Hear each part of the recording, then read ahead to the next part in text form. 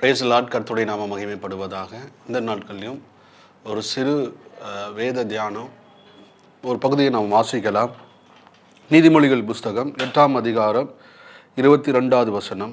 கர்த்தர் தமது கிரியைகளுக்கு முன் பூர்வம் முதல் என்னை தமது வழியின் ஆதியாக கொண்டிருந்தார் அப்படின்னு வசனம் சொல்லப்பட்டிருக்கிறது. இந்த 8ஆம் அதிகாரம் 22வது வசனம் கர்த்தராகிய இயேசு கிறிஸ்து குறித்து சொல்லப்பட்டிருக்கிறது. இந்த 8ஆம் அதிகாரம் 22வது வசனம் கர்த்தராகிய இயேசு கிறிஸ்துவை குறித்து சொல்லப்பட்டிருக்கிறது. அவர் ஞானம் உள்ளவர். அந்த 22வது வசனத்தில் அவர் சொல்லப்பட்டிருந்த அந்த வார்த்தையின்படி அவர் ஆதியாக கொண்டிருந்த ஒரு தெய்வம். எப்படி பிதா குமாரன் ஆதியிலேயே அவர்கள் 2 பேரும் இருக்கிறார்கள். அவங்க 2 பேருமே ஆதியிலே கொண்டிருந்த தேவனாக இருக்கிறது. 23வது வசனம் சொல்கிறது, பூமி உண்டாக முன்னும் ஆதி முதற் கொண்டும் அனாதியாய் நான் அபிஷேகம் பண்ணப்பட்டேன் அப்படின்னு சொல்லப்பட்டிருக்கு. பூமி உண்டாகிறதுக்கு முன்பதாகவே கர்த்தராகிய இயேசு கிறிஸ்து பிதாவானவர் ஆதியிலே கொண்டிருந்த ஒரு தெய்வமாக இருக்கிறார்கள். நம்ம யோவான் புஸ்தகத்தில் நம்ம வாசிக்கிறோம். யோவான் 1:1 ஆதியிலே வார்த்தை இருந்தது, அந்த வார்த்தை தேவனிடத்தில் இருந்தது, அந்த வார்த்தை தேவனாய் இருந்தது. அவர் ஆதியிலே தேவனோடு இருந்தார் என்று சொல்லப்பட்டிருக்கிறது. அவர் ஆதியிலே தேவனோடு இருந்தார். எப்படி ஆதியாகம புஸ்தகத்தில் அந்த வானம் உண்டாக்கப்படுவதற்கு முன்பதாகவே அவர் இருந்தார் என்று சொல்லப்பட்டிருக்கிறது. நீதிமொழிகள் புஸ்தகம் 30வது வசனம் சொல்லப்பட்டது, நான் அவர் அருகே செல்ல பிள்ளையாய் இருந்தேன், நித்தம் அவருடைய மனமகிழ்ச்சியாய் இருந்தது, எப்பொழுதும் அவர் சமூகத்தில் களி கூர்ந்தேன் அப்படின்னு சொல்றாரு. அவர் அருகே அவர் செல்ல பிள்ளையாய் இருந்த ஒரு தேவன். எப்படி இந்த நாட்களில் கர்த்தராகிய இயேசு கிறிஸ்துவை நாம் ஏற்றுக்கொண்டு அப்பா பிதாவை என்று கூப்பிடுகிற புத்திர சுவிகாரத்தின் பிள்ளைகளாக நாம் இருக்கிறோமோ, அதே போல பிதாவுக்கு ஒரே ஒரு குமாரன், அவர் நேசகுமாரன், அவர் நேசித்த குமாரன் கர்த்தராகிய இயேசு கிறிஸ்து ஒருவரே. எவ்வளவு நல்ல ஒரு தெய்வம் பாருங்க. அந்த நேசித்த அந்த குமாரனாகிய இயேசு கிறிஸ்துவை இந்த உலகத்துக்கு அந்த 3 ஆண்டு காலங்களும் நன்மை செய்யும்படியாய், அவருடைய சித்தத்தை செய்யும்படியாய் கர்த்தராகிய இயேசு ஒப்பு கொடுக்கப்பட்டார். அந்த 3 ஆண்டு காலங்களிலும் நமக்காக நன்மை செய்து நம்முடைய வாழ்க்கையில் உள்ள எல்லா பாவங்களையும் அவர் கழுவி சுத்திகரித்து நம்ம இன்னமும் பாவம் இல்லாதபடிக்கு பரிசுத்த வாழ்க்கை வாழ வேண்டும்படி நம்மோடு கூட இருந்த கர்த்தராகிய இயேசு கிறிஸ்து ஒருவரே. நம்முடைய பாவங்களுக்காக அடிக்கப்பட்ட தெய்வம், நம்முடைய சாபங்களுக்காக அடிக்கப்பட்ட கர்த்தராகிய இயேசு கிறிஸ்து நம்முடைய குறைகளையும் நம்முடைய குற்றங்களையும் மன்னிக்கிற தேவனாய் இருக்கிறார். அவர் ஆதியிலே கொண்டிருந்த தேவன். ஆனால் நாம் ரட்சிக்கப்பட்டு இத்தனை ஆண்டு காலங்கள் உண்டாயிற்று. ஆனாலும் கர்த்தராகிய இயேசு கிறிஸ்து ஒரு வார்த்தை கூட அந்த நாட்களில் உங்கள் மத்தியில் நான் ஞாபகப்படுத்த விரும்புகிறேன். வெளிப்படுத்தின சுவிசேஷ புஸ்தகத்தில் விசேஷ புஸ்தகத்தில் அவர் சொல்றாரு, வெளிப்படுத்தின விசேஷ புஸ்தகத்தில் அவர் சொல்றாரு, ஆதியிலே கொண்டிருந்த அன்பை நீ விட்டு விட்டா உன் பேரில் எனக்கு குறை உண்டு என்று ஆண்டவர் சொல்றார். நம்ம ஆதியில கொண்டிருந்த அந்த அன்பு இப்போ நம்மகிட்ட இல்லை பாருங்க. ஆதியில கொண்டிருந்த அந்த விசுவாசம் நம்மகிட்ட இல்லை. ஆதியில கொண்டிருந்த தேவனோடு கூட இருக்கிற அந்த உறவு, அந்த ஐக்கியம் இப்போ நம்ம கூட இல்லை பாருங்க. ஆதியில எவ்வளோ அன்போடு நாம் தேவனிடத்தில் நாம் இருந்திருப்போம். ஆதியில கொண்டிருந்த அந்த விசுவாசம் எவ்வளோ மிகப்பெரிய ஒரு விசுவாசமாய் நம்மளுடைய வாழ்க்கையில இருந்தது. ஆனால் இப்போ நம்மளுடைய காலங்கள், நம்மளுடைய வாழ்க்கையில நாம் திரும்பி பார்க்கும்போது நம்ம ஆதியில கொண்டிருந்த அந்த விசுவாசம் நம்முடைய வாழ்க்கை இல்லை. ஆதியில கொண்டிருந்த அந்த ஜெப வாழ்க்கை நம்முடைய வாழ்க்கையில் இல்லை. ஆதியில கொண்டிருந்த அந்த வேத வசன காரியங்கள் நம்முடைய வாழ்க்கையில இல்லை. அது ஆதி காலங்களில் உண்டாக்கப்பட்ட கர்த்தராகிய இயேசு கிறிஸ்து நம்மகிட்ட எதிர்பார்க்கக்கூடிய ஒரு காரியம் என்னவென்று சொன்னால், நம்மளும் ஆதியில கொண்டிருந்த அந்த அன்போடு நாம் இப்பொழுதும் தேவனோடு கூட இருக்கிற அந்த சுவாபம், அந்த காரியங்கள் நம்மளோடு கூட இருக்க வேண்டும் என்பதே. அதனால தான் அவர் சொல்றாரு, மத்திய எழுதின சுவிசேஷ புஸ்தகம் 11வது அதிகாரம் 27வது வசனம், சகலமும் என் பிதாவினால் எனக்கு ஒப்புவிக்கப்பட்டிருக்கிறது, பிதா தவிர வேறு ஒருவரும் குமாரனை அறியான், குமாரன் எவனுக்கு அவரை வெளிப்படுத்த சித்தமாய் இருக்கிறாரோ அவனும் தவிர வேறு ஒருவனும் பிதாவை அறியான். இன்னொரு முறை கூட நான் வாசிக்கிறேன். மத்திய புஸ்தகம் 11:27, சகலமும் என் பிதாவினால் எனக்கு ஒப்புவிக்கப்பட்டிருக்கிறது. பிதா தவிர வேறு ஒருவனும் குமாரனை அறியான். குமாரன் எவனுக்கு அவரை வெளிப்படுத்த சித்தமாய் இருக்கிறாரோ அவனும் தவிர வேறு ஒருவனும் பிதாவை அறியான். இப்போ பிதாவை தவிர ஒருவரும் குமாரனை அறிய முடியாது. பிதாவும் குமாரனும் ஒன்றாக இருக்கிறார்கள். ஆதியிலே அவர் இருக்கிறார். அதுதான் நம்ம வாசித்தோம். 8:22, கர்த்தர் தமது கிரியைகளுக்கு முன் பூர்வ முதல் என்னை தமது வழியின் ஆதியாக கொண்டிருந்தார். நீதிமொழிகள் புஸ்தகம் 8வது அதிகாரம் 22வது வசனத்தில் அதுதான் சொல்லப்பட்டிருக்குது. அவருடைய கிரியைகளுக்கு முன், வானம் உண்டாக்குவதற்கு முன், பூமி உண்டாகுவதற்கு முன் அவர் பிதாவோடு கூட இருந்த ஒரு தெய்வம். அவர் ஆதியாக கொண்டிருந்த தெய்வம். நம்மளிடத்துல கர்த்தர் அதை தான் எதிர்பார்க்கிறார். ஆதியில கொண்டிருந்த அந்த விசுவாசம் எங்கே? ஆதியில கொண்டிருந்த அந்த ஜெப வாழ்க்கை எங்கே? ஆதியில கொண்டிருந்த அந்த வேத வாசிப்பு காரியங்கள் எங்கே? எவ்வளவு நேரம் போனாலும் தெரியாத அளவுக்கு நம் ஜெபத்துல நாம் தரித்திருப்போமே, ஜெபத்தோடு நாம் இருப்போமே, நல்ல கர்த்தரை நாம் ஆராதனை செய்வோமே, எப்பொழுதும் அநேகருக்காய் நாம் ஜெபிப்போமே. அந்த ஜெப வாழ்க்கை, ஆதியில கொண்டிருந்த அந்த அன்பு எங்கே? பழைய நிலைமைக்கு, பழைய வாழ்க்கைக்கு நாம் திரும்புவோம். பழைய சுபாவங்களுக்கு நாம் திரும்புவோம். ஆதியிலே கொண்டிருந்த அந்த அன்பு, அந்த ஆதியில கொண்டிருந்த அந்த சுபாவம், ஆதியில கொண்டிருந்தது விசுவாசம், ஆதியில கொண்டிருந்தது ஜெப வாழ்க்கை, நாம் திரும்பவும் நம்முடைய ஜெப வாழ்க்கை கட்டி எழுப்புவோம்.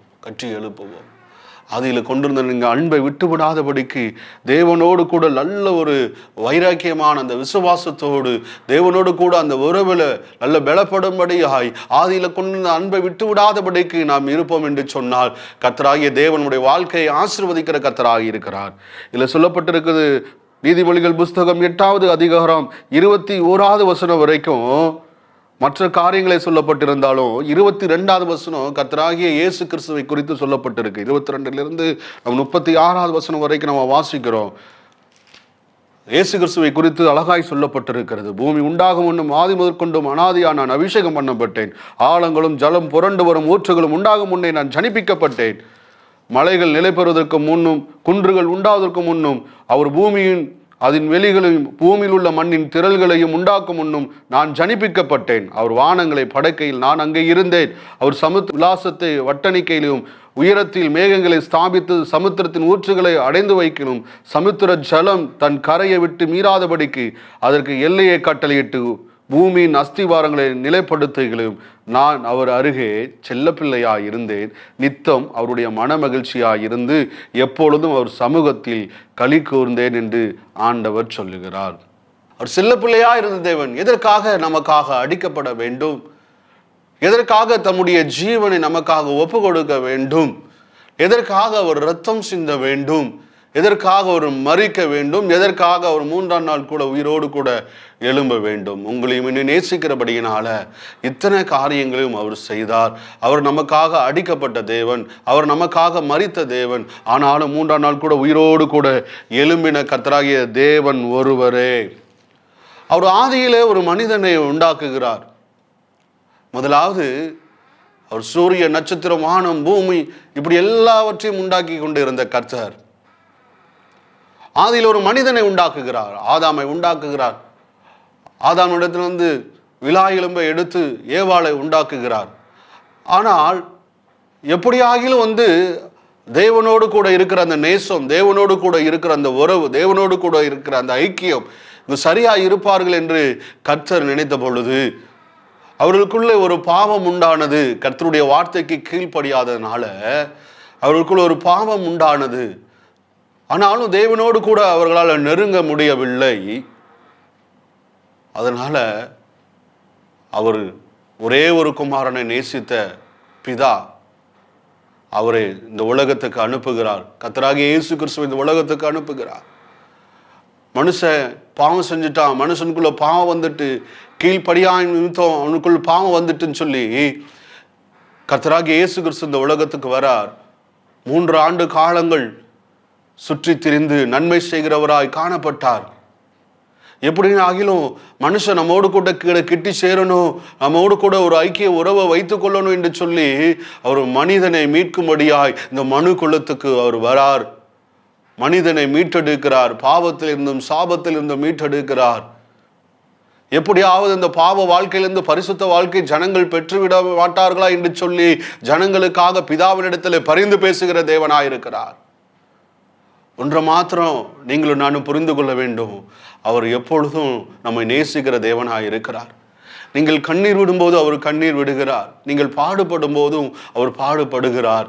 நீங்கள் கஷ்டப்படும் போதும் அவர் நெருக்கப்படுகிறார். எப்படி ஆகிலும் என் பிள்ளை திரும்ப மீண்டு வந்துடாதா, எப்படியாவது என் மகன் மீண்டு வந்து விட மாட்டானா என்று சொல்லி கர்த்தராகிய இயேசு கிறிஸ்துவுக்கும் இது போல ஒரு கலக்கங்கள் உண்டு. ஆதியில கொண்டிருந்த அந்த அன்புக்குள்ளாய் நீங்கள் திரும்ப வர வேண்டும் என்பதே கர்த்தருடைய வார்த்தையா இந்த நாட்கள் இருக்கிறது. இந்த வார்த்தையை கேட்டுக்கொண்டிருக்கிற தேவ ஜனமே, ஆதியில கொண்டிருந்த அன்பு எங்கே? ஆதியில கொண்டிருந்த ஜப வாழ்க்கை எங்கே? ஆதியில தேவன் மேல் வைத்திருந்த அந்த நம்பிக்கை எங்கே? ஆதியில கொண்டிருந்த அந்த விசுவாசம் எங்கே? இப்ப அதெல்லாம் இல்லைல்ல. ஆதியில கொண்டிருந்த ஜபம் இல்லைல்ல, ஆதியில கொண்டிருந்த இந்த விசுவாசம் இல்லைல்ல, தேவன் எப்படியாக எனக்கு செய்வார் என்று சொல்லி இந்த நம்பிக்கை இப்போ இல்லைல்ல. அதெல்லாம் மனுஷன் பக்கமாக திரும்பிட்டு பாருங்களேன். மனுஷன் எனக்கு இந்த காரியத்தை செய்வான், இவங்க இந்த காரியத்தை எனக்கு செய்து கொடுப்பாங்க, எப்படி ஆகல எனக்கு இந்த பணத்தை அவங்க தந்துருவாங்கன்னு சொல்லி மனிதனையே நம்ம நோக்கி பார்த்துட்டு இருக்கோம் பாருங்க, நோக்கி பார்த்துட்டு இருக்கோம் பாருங்க. ஆனால் மனிதனை நம்ம பார்க்க பார்க்க நம்முடைய வாழ்க்கையில் ஆசீர்வாதம் இருக்காது, சாபம் தான் இருக்கும். எப்போ கர்த்தராகிய இயேசு கிறிஸ்துவை நீங்கள் பார்க்க ஆரம்பிக்கிறீர்களோ உங்களுடைய வாழ்க்கையில் ஒரு செழிப்பு உண்டாகும், உங்களுடைய வாழ்க்கையில் ஒரு ஆசீர்வாதம் உண்டாகும், உங்கள் வாழ்க்கையில் ஒரு பரிசுத்தம் உண்டாகும், உங்களுடைய வாழ்க்கையில் ஒரு நன்மை உண்டாகும், உங்களுடைய வாழ்க்கையில் ஒரு விடுதலை உண்டாகும், உங்களுடைய வாழ்க்கையில் ஒரு பெரிய வெளிச்சம் உண்டாகும். கர்த்தராகிய இயேசு கிறிஸ்து ஒரு ஞானமுள்ளவர். அதான் 8ஆம் அதிகாரம் 22வது வசனத்தில் நம்ம வாசிக்கிறோம். அவர் ஞானமுள்ள ஒரு தேவன். அவரை நாம் கிட்டி சேர சேர அவர் நமக்கும் அப்படிப்பட்ட ஒரு ஞானத்தை தருவார். அவர் ஆசீர்வாதம் உள்ள ஒரு தேவன். அவரோடு கூட நாம் நெருங்க நெருங்க நம்முடைய வாழ்க்கையில ஆசீர்வாதத்தை தருவார். அவர் பரிசுத்தம் உள்ள ஒரு தேவன். பாவம் நிறைந்த நம்முடைய வாழ்க்கையில பரிசுத்தராகிய இயேசு கிறிஸ்துவை நாம் கிட்டி சேர சேர நம்முடைய வாழ்க்கையில ஒரு பரிசுத்தம் உண்டாகும். இந்த நாட்கள் எத்தனை பேர் ஒப்பு கொடுக்க போறீங்க? எத்தனை பேர் அர்ப்பணிக்க போறீங்க? ஆதியில கொண்டிருந்த தேவன், ஆதியில கொண்டிருந்த அன்போடு நான் இருக்கும்படியாய் அப்படிப்பட்ட விசேஷத்தை கிருபை எனக்கு தாங்க என்று சொல்லி எத்தனை பேர் நம்ம கேட்க போகிறோம்? ஓ நன்றி ஆண்டவரே, நன்றி ஆண்டவரே, உமக்கு சோத்திரப்பா, உமக்கு சோத்திரம். மத்திய புஸ்தகத்தை நாம் எடுத்துக்கொள்ளலாம். ஒரு வசனத்தை நாம் எடுத்து நம்ம வாசிக்கலாம். மத்திய புஸ்தகம், அவள் ஒரு குமாரனை பெறுவாள், அவருக்கு இயேசு என்று பெயரிடுவாங்க, ஏனெனில் அவர் தமது ஜனங்களின் பாவங்களை நீக்கி அவர்களை இரட்சிப்பார் என்றார். நம்முடைய எல்லா பாவங்களையும் நீக்கி நம்மளை ரட்சிக்கிற கர்த்தராக இயேசு கிறிஸ்து. நம்ம ரட்சிக்கப்பட்டிருக்கோம் பாருங்க. ரட்சிக்கப்பட்டு அந்த பழைய சுவாபம், தேவனோடு இருந்த அந்த சுவாபம் நம்மகிட்ட இல்லை. ஆனால் பழைய பாவ பழக்க வழக்கங்கள் நமக்குள்ளாய் வந்துட்டு இயேசு என்று பெயரிடுவாயாக அப்படின்னு சொல்லப்பட்டிருக்கிற வசனம். ஏனெனில் அவர் தமது ஜனங்களின் பாவங்களை நீக்கி அவர்களை ரட்சிப்பார் என்றார். ரட்சிக்கிற இயேசு கிறிஸ்து ஒருவர் உண்டுங்க. நம்முடைய பாவ வாழ்க்கையில் மீட்டெடுக்க இயேசு கிறிஸ்து ஒருவர் உண்டு. நம்முடைய பாவங்கள் எல்லாம் அவர் சுத்திகரிப்பார். நம்முடைய பாவங்கள் எல்லாம் அவர் கழுவி பரிசுத்த பாதையில நம்மளை நடத்துவார். இந்த நாட்களில ஆதியில கொண்டிருந்த பரிசுத்தத்தோடு நம்ம வாழ்க்கையை நம்ம திரும்பி பார்ப்போமா? ஆதியில கொண்டிருந்த அந்த விசுவாசத்துல நம்ம நிலைத்து நிற்போமா? தேவன் மேல் ஆதியில கொண்டிருந்த நம்பிக்கையை நம்ம விட்டு விடாதபடிக்கு நாம் இருப்போமா? யோபு குறித்து வசனம் சொல்லுது, அவன் ஒரு பாவமும் செய்யவில்லை, ஆனாலும் தேவன் மேல் வைத்திருக்கிற அந்த நம்பிக்கையை யோபு விட்டுவிடவே இல்லை. அதனாலதான் அவனுடைய வாழ்க்கையில ரெட்டிப்பான ஒரு நன்மையை கர்த்தர் தந்தார். யோபுடைய வாழ்க்கையில ஒரு ரெட்டிப்பான ஒரு ஆசீர்வாதம் உண்டானதுக்கு காரணம் தேவன் மேல் வைத்திருக்கிற அந்த அன்பு அவருக்கு குறையவே இல்லை. தேவன் மேல் வைத்திருக்கிற அந்த நம்பிக்கை குறையவே இல்லை. தேவன் மேல் வைத்திருக்கிற அந்த விசுவாசம் குறையவே இல்லை. தேவன் எப்படி ஆகிலும் இந்த காரியங்களிலிருந்து, இந்த வியாதியிலிருந்து என்னை எப்படி மீட்டெடுப்பார் என்ற ஒரு நம்பிக்கை யோபுடைய வாழ்க்கையில இருந்தது. அதனால அவருடைய வாழ்க்கையில இரட்டிப்பான ஒரு ஆசீர்வாதத்தை யோபு பெற்றுக்கொண்டார். அந்த ஆதியில கொண்டிருந்த அந்த அன்பை விட்டு விடாதீங்க. ஆதியில கொண்டிருந்த தேவன் மேல் இருக்கிற அந்த நம்பிக்கையை விட்டு விடாதீங்க. யோபை குறித்து சொல்லுறது வசனம், யோபு 1:22 வசனம், எல்லாவற்றிலும் யோபு பாவம் செய்யவும் இல்லை, தேவனை பற்றி குறை சொல்லவும் இல்லை. நம்ம எத்தனை முறை குறை சொல்லி இருக்கிறோம் பாருங்களேன். எத்தனை முறை தேவனை குறித்து நம்ம முறுமுறுத்து இருக்கிறோம். என்ன முறுமுறுப்பு, என்ன குறை? நம்முடைய ஜெப வாழ்க்கை, நம்முடைய ஜெபம் கேட்கப்படலைன்னா ஒரு முறுமுறுப்பு நமக்குள்ள வந்துடுது. எத்தனை முறை நம்ம ஜெபம் பண்ணிட்டேன், எத்தனை முறை என்னுடைய ஜெபத்தை கேட்கலையே சொல்லிட்டு நமக்குள்ள ஒரு முறுமுறுப்பு வந்துடுது. தேவனை குறித்து மற்றவர்களுக்கு நம்ம குறை சொல்றோம்ல. நான் ஜெபம் பண்ணிட்டு எவ்வளோ ஜெபம் தான் பண்ணேன், எவ்வளோ கண்ணீர் தான் விட, எத்தனை நாள் தான் ஜெபிக்க, எத்தனை நாள் தான் உபவாசம் பண்ண, எத்தனை நாள் தான் சபைக்கு போவேன், எத்தனை நாள் தான் நான் கர்த்தரை ஆராதிக்க, உடைய வாழ்க்கையில் ஒண்ணுமே நடக்கலை என்று சொல்லி நினைக்கிற அன்பு சகோதரா, அன்பு சகோதரி, கர்த்தர் உன்னை குறித்து இந்த நாட்களில் தேவன் சொல்லுகிறார், உன்னுடைய வாழ்க்கையில ஆதியில கொண்டிருந்த அந்த அன்புக்கு நீ திரும்ப.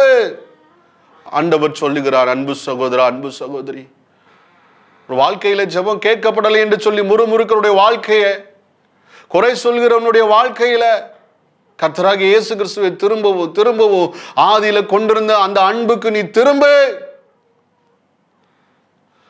யோபு எல்லாவற்றையும் இழந்தார். அப்படியே மனைவி சொல்றாங்க, நீ தேவனை தூசித்து ஜீவனை விடும் என்றான். அதற்கு யோபு சொல்றாரு, பைத்தியக்காரி, நீ பேசுகிறது போல பேசுகிறாய், தேவன் கையில நன்மையை பெற்ற நாம் தீமையை பெற வேண்டாமா என்றான். இவைகள் எல்லாவற்றிலும் யோபு தன் உதடுகளால் பாவம் செய்யவில்லை. அதை தான் திரும்ப திரும்ப சொல்லுகிறார். யோபு பாவம் செய்யல, ஆனால் வாழ்க்கையில பல இழப்புகள் உண்டானது.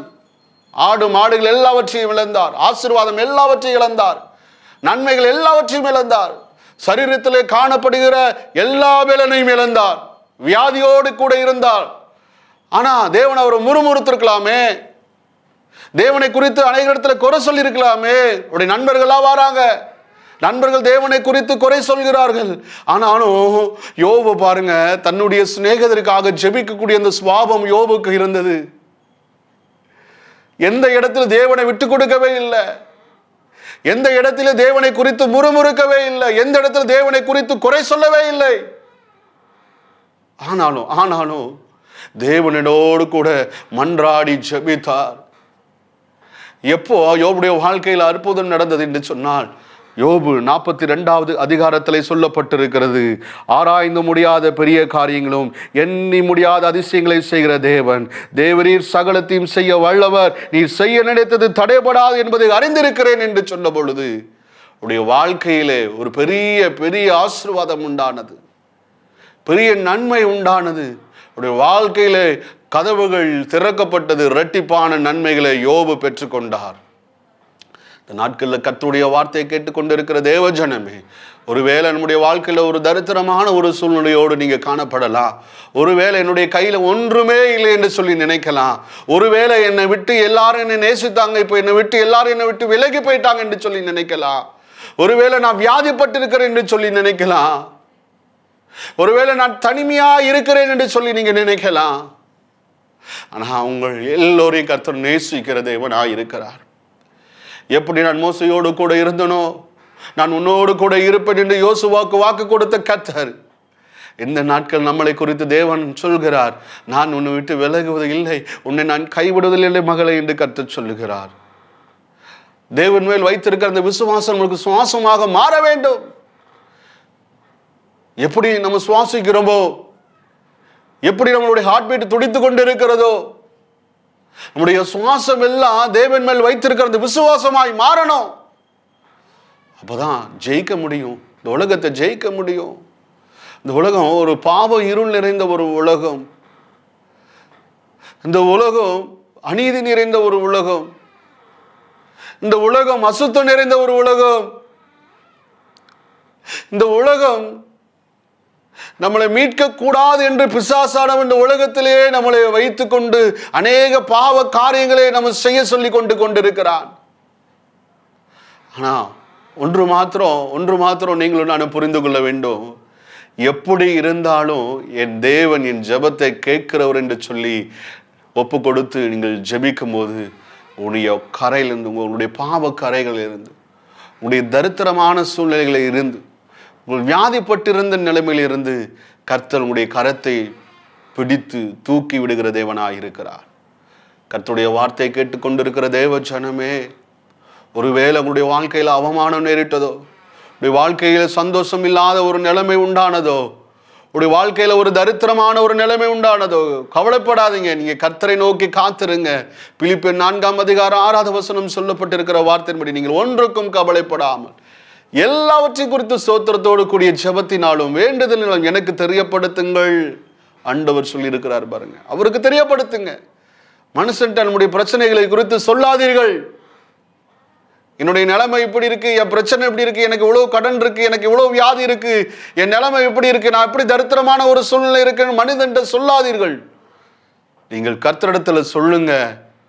எல்லா புத்திக்கும் மேலான ஒரு தேவ சமாதானத்தை கொடுக்கிற கர்த்தர் இந்த ஜெப வேளையில, இந்த வேத வாசிப்பு தியானத்துல தேவன் உங்களை கொண்டு ஒரு தேவ சமாதானத்தினால் உங்களை தேவன் நிரப்புவார்.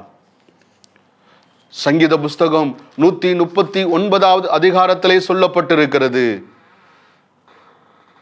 நம் உட்கார்தலையும் நம் எழுந்திருக்கிறதையும் அவர் அறிந்திருக்கிற தேவன். நம்முடைய நினைவுகளை தூரத்தில் இருந்து அறிகிற தேவனாயிருக்கிறார். நம்முடைய நினைவுகள் தூரத்திலிருந்து அறிகிறார்.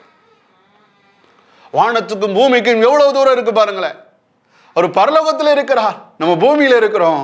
நம்ம என்ன நினைக்கிறோமோ அதை அறிகிற தேவன் கர்த்தராகிய இயேசு கிறிஸ்து. என் பிரச்சனை இப்படியா இருக்குது என்று சொல்லி நீங்க புலம்பாதீங்க. தேவ சமூகத்தில் அதை ஜெபமா ஏறிடுங்க. நம்முடைய நினைவுகளை அறிந்திருக்கிற தேவனாய் இருக்கிறார். அவர் ஆராய்ந்து முடியாத பெரிய காரியங்களை, எண்ணி முடியாத அதிசயங்களை செய்கிற தேவன். நம்முடைய வாழ்க்கையில் ஆராய்ந்து முடியாத பெரிய காரியங்களை செய்வதற்கு ஒருவேளை நம்முடைய வாழ்க்கையில் ஒரு பெரிய தடைகளாய் இருக்கலாம். அந்த தடைகள் எல்லாம் உடைத்தெறிய ஒரு ஜெப வீரராய் நீங்கள் எழும்புங்கள். தேவ சமூகத்தில் ஜெபியுங்கள். கர்த்தர் ஒரு விசேஷித்த ஒரு ஆசீர்வாதங்களை தேவன் இந்த நாட்களில் உங்களுடைய வாழ்க்கையில கர்த்தர் தருவார். உட்கார்ந்து எழுந்திருக்கிறதிலும் அறிந்திருக்கிற தேவன். உன்னுடைய தாயின் கருவறையிலிருந்து பெயர் சொல்லி அழைத்த தேவன் கர்த்தராகிய இயேசு. நிலைமைகள் எல்லாம் அறிந்திருக்கிற தேவன். என்னுடைய நிலைமைகள் எல்லாம் அறிந்திருக்கிற தேவன். என் பிரச்சனை மாறாதோ, என்னுடைய வியாதி மாறாதோ, என்னுடைய தரித்திர சூழ்நிலை மாறாதோ என்று சொல்லி நீங்க நினைக்காதீர்கள். மாறும், மாறும், நிச்சயமாகவே மாறும். நிச்சயமாகவே உங்க பிரச்சனைக்கு, உங்க வியாதிக்கு, உங்களுடைய தரித்திரத்திற்கு, உங்களுடைய சூழ்நிலைக்கு எல்லாவற்றுக்கும் ஒரு முடிவு உண்டு. நம்பிக்கை வீண் போகாது என்று கர்த்தர் சொல்லுகிறார். நிச்சயமாகவே முடிவு உண்டு. அன்பு சகோதரா, அன்பு சகோதரி, உன் நம்பிக்கை வீண் போகாது என்று கர்த்தர் சொல்லுகிறார். தேவன் மேலே நீங்க நம்பிக்கை வைப்பீர்களா? தேவன் மேல அந்த விசுவாசம் வைப்பீர்களா? தேவன் மேல அந்த நம்பிக்கையோடு நாம் இருக்கும்போது நம்முடைய வாழ்க்கையில் சகல விதமான செழிப்புகளையும் கர்த்தர் நம்முடைய வாழ்க்கையிலே தருவார், தருவார், தருவார். மனுஷன் முகத்தை தாங்க பார்ப்பான். இயேசு கிறிஸ்து நம்முடைய இருதயங்களை பார்க்கிற தேவன். நம்முடைய இருதயங்களை பார்க்கிற தேவன். இருதயத்துல தெரியுங்க நம்ம என்ன சூழ்நிலை இருக்கிறோம் அப்படின்னு சொல்லிட்டு. நம்மளுடைய ஆத்மா பாரப்பட்டா நம்மளே அறியாமதே அநேக நாட்கள் நம்ம கண்ணீர் விடுறோம் பாருங்க. எனக்கு என்னை விடுவிக்க, எனக்கு ஆறுதல் சொல்ல, என்கூட பேச, என் கூட நடக்க, என்னுடைய எல்லா காரியத்தையும் அவங்களிடத்தில் நான் ஷேர் பண்ண எனக்கு யாருமே இல்லை என்று சொல்லி நீங்க நினைக்காதீங்க. கர்த்தராகிய இயேசு கிறிஸ்து உங்க நடுவில் இருக்கிறார், உங்களோடு கூட இருக்கிறார்.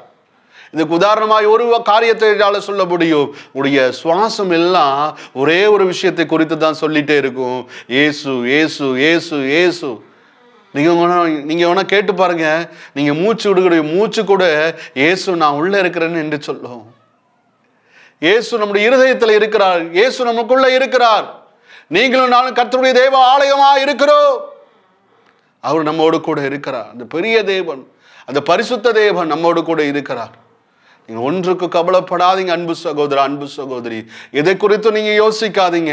அப்படி வாழ்க்கையை சுவையாய் நடத்துகிற தேவன் நம் கூட இருக்கிறார். நம்ம பாதைகளை சுவையாய் அறிந்திருக்கிற தேவன் நம்ம கூட இருக்கிறார். உடைக்கப்பட்ட அனுபவத்தில் நம்ம கடந்து போயிட்டு இருக்கோம்ல. உடைக்கப்பட்ட ஒரு அனுபவம், கண்ணீர் நிறைந்த ஒரு பாதை, எல்லாவற்றையும் தேவன் மாற்றுகிற தேவனா இருக்கிறார்.